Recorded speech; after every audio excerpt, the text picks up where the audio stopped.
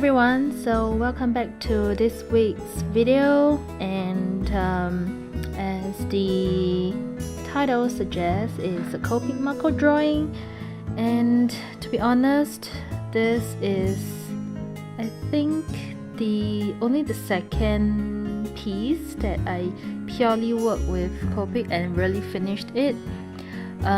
Previously in the past, I tried different ways of coloring the Copic with Copic markers, but in the end I think I was still new to this type of markers, and I didn't really know how it works and what it works well with. So yeah, all the previous projects have been screwed up. Yeah, so but this one is another attempt, and I drew this last week and I actually posted a video solely on the sketch portion. So yeah, I posted it I think on Tuesday, so I think you can click on the pop-up card at the top of this video to watch that video.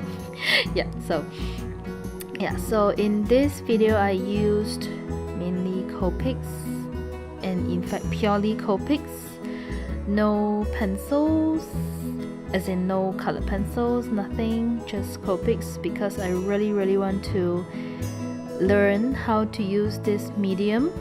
And to be honest, I am still not very familiar how it works. I'm not sure if it's my blending skills or is like the type of paper is not right for Copics. I am not sure, I'm still exploring. The colors looked a bit patchy. The end result looks a bit patchy, and it just didn't appear to be like a very smooth transition of colors and blending. So I suspect it's my coloring skills. Yeah, I shouldn't blame the paper. I should blame my coloring skills, because to be honest, I'm really quite new to markers, especially alcohol-based markers. Before Copics, I have never used any alcohol-based markers before, so this can be considered as my first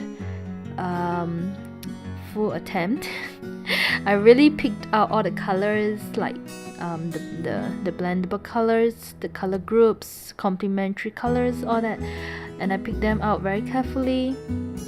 So yeah, and I spent almost 5 hours coloring the picture, including the time where I really slowly picked out all the colors I want to use in this piece.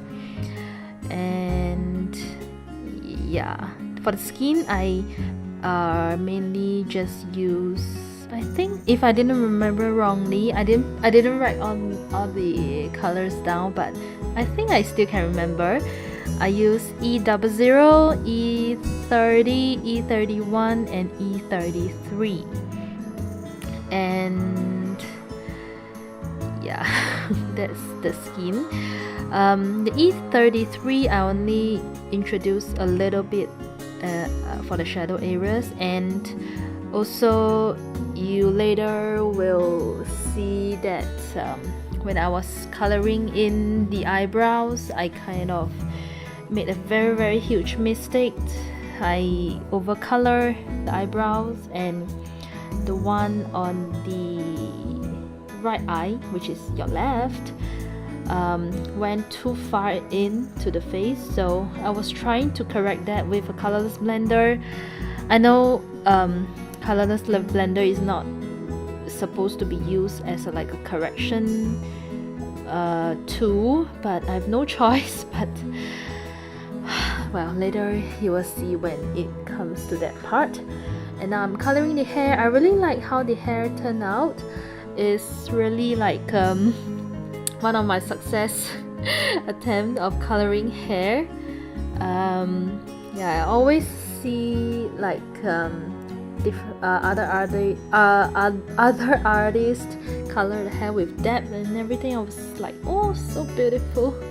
So I tried my best to do that, and I really quite like this, but of course there's still room for improvement. And now I'm struggling with the eyebrows.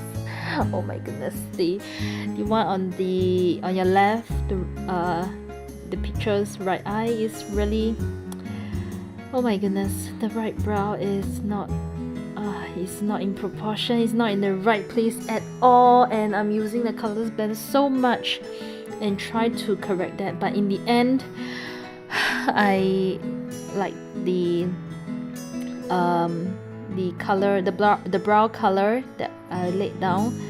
It was like spreading everywhere on the face, so I have to use some more, like a much dark. I have to make the skin like a much darker tone, and in the end the face becomes so dark and it just looks weird.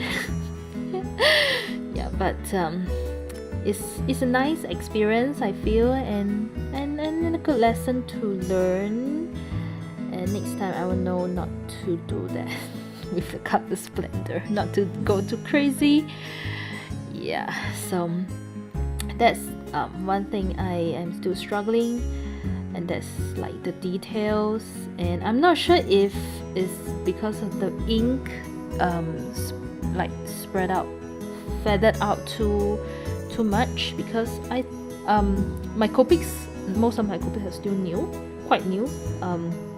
Most of them have not been used at all, so I heard some artists online saying that your new Copics, when the first time when you use a new Copics, the ink will spread and feather because the ink is like gushing out of the nib and something like that. So I think I was experiencing that problem. So yeah, and then the top of the head, the hair, the top of her head, I didn't actually wanted to make it in this way. I initially thought of like giving her a hat or something like that, but in the end I'll just do it with the hair. And this idea actually is about a ancient Mongolian woman or girl. So I've watched some Chinese drama, ancient Chinese drama, that Mongolian girls, they have their hair tied in like braids, long braids, and then